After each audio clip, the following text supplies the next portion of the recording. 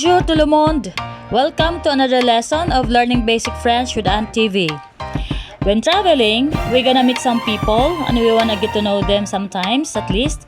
We start talking about what we like and what we don't like. And that's exactly what we are going to discuss in this lesson. How do you tell people what you like in French? Can you still remember how to say I like? I like in French is j'aime. That's right. J'aime means I like. The word for I is je, but it becomes J apostrophe before a vowel, and M is like. So j'aime becomes j'aime. We drop the E in J, put an apostrophe, and connect it to M to become j'aime. Like j'aime mon travail. I like my job. In this lesson, we also learn how to pronounce I like in French in various situations, whether it's cooking or traveling. We will learn how to speak in French about the things we enjoy. So, qu'est-ce que tu aimes? What do you like? Okay? I just want you to be aware that French people use est-ce que quite a bit. It comes with the interrogative word like quel and then est-ce que. So, it becomes qu'est-ce que, meaning what is it that? Okay? So, qu'est-ce que tu aimes? What do you like? Qu'est-ce que means what is it that? Quel is a feminine interrogative word which means what. Est-ce que literally means is it that. Tu is the informal and singular subject pronoun which means you. Aime, the you form of the verb aimer which means to like or to love. And we get some of the verbs we use to express likes. The following ER verbs are useful to discuss likes like aimer, to like or to love. Aimer beaucoup, to like a lot. Aimer bien, to really like. And adorer, to love or to adore. We also have some verbs that you can use to express things you don't like or dislike. Like n'aime pas, meaning to not like.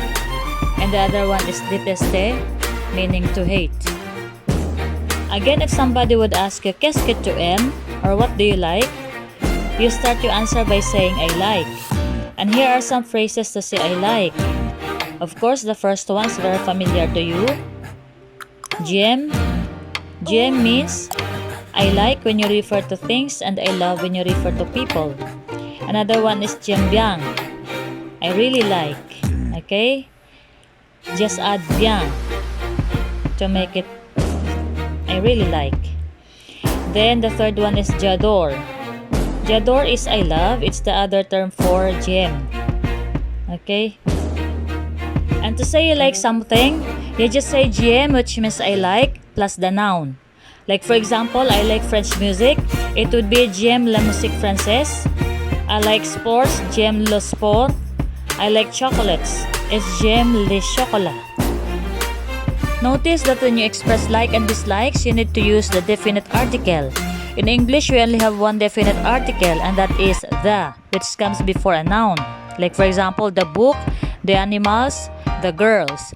But in French, we have four definite articles, and these are le, la, l, and le. Remember that French nouns are either masculine or feminine, and just as in English, they can be either singular or plural. So the French article le is used in front of masculine singular noun like le jardin, the garden, le chat, the dog. La is used in front of feminine singular noun like la porte, meaning the door, la reine, meaning the queen. We also have L apostrophe. It is used in front of singular noun that starts with a vowel, A, E, I, O, or U, whether they are masculine or feminine. Like for example, l'eau, which means the water. Le is used in front of plural noun, whether they're masculine or feminine, and whatever letter they start with. Like for example, les amis, the friends, les portes, the doors. So again, when you want to express what do you like or qu'est-ce que tu aimes, just add an object to the expression or to the phrase j'aime.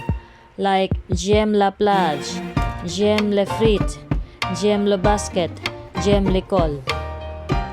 We also have French cognates. These are words that are spelled the same in English and French and have exactly the same meaning in both languages. The only difference is the pronunciation. We have ski, table, Lacoste, hamburgers. Okay? And let's listen to Fabrice as he pronounced the following words in French. J'aime le ski.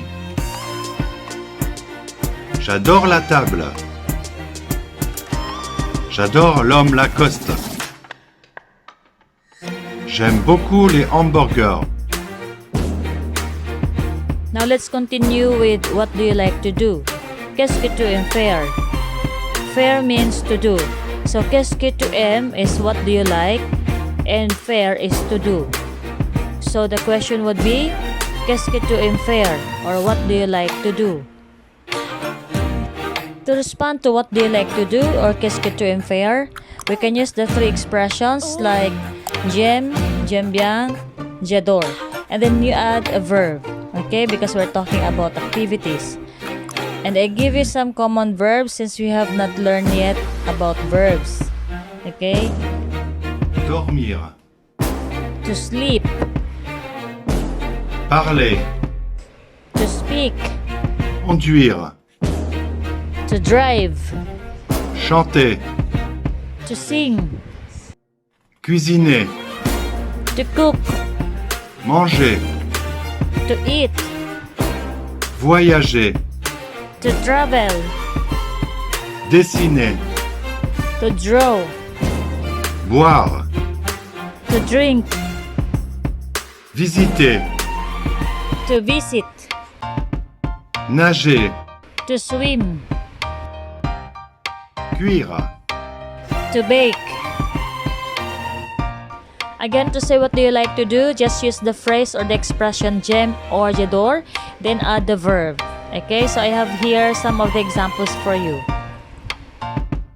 J'aime lire. I like to read. J'aime dessiner. I like to draw.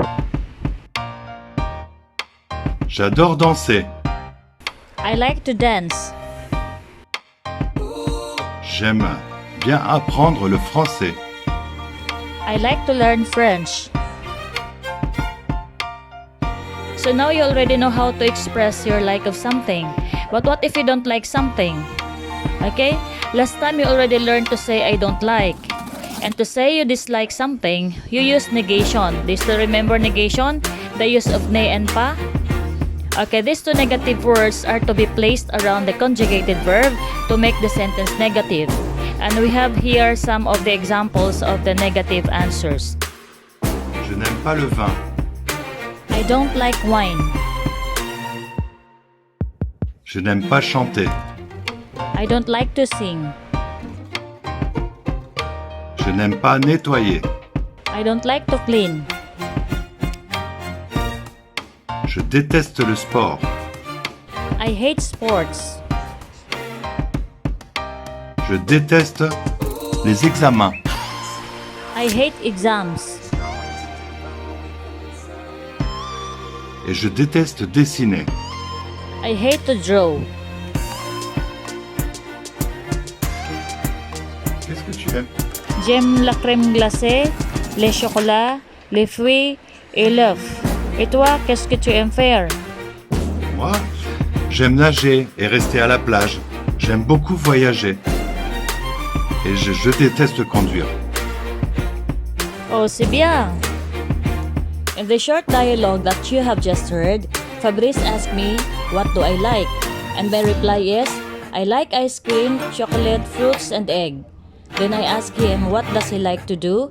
And he said, me, I like to swim and stay at the beach. I really like to travel, but I hate to drive. And then I said, oh, that's good.